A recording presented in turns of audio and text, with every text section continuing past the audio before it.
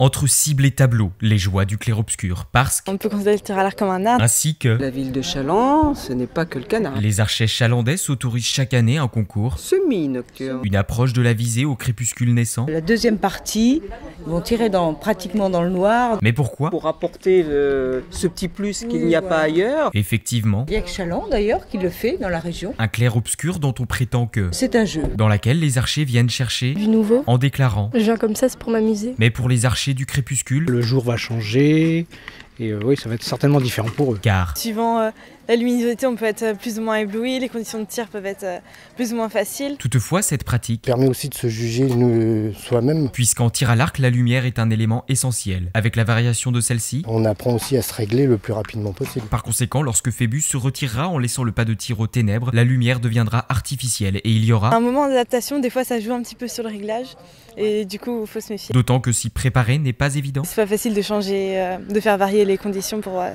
travailler là-dessus. Néanmoins, on fait des tests de tir les yeux fermés, on fait plein de choses comme ça. Si certains déclarent... C'est vraiment une expérience hyper intéressante à faire. Et même au niveau de l'ambiance et puis des sensations, c'est assez unique, donc c'est cool. Pourtant, au final... L'objectif c'est le geste parfait amène la flèche au centre. Au sujet de cette pratique du clair-obscur nuançant la lumière sur un fond sombre, l'archer constate. Il faut s'appliquer, c'est à faire avec soin, beaucoup travailler. Et ouais, comme un art. Une quête de la perfection dans laquelle l'analyse et le regard de Léonard de Vinci, le Caravage et Rembrandt seraient bien utiles.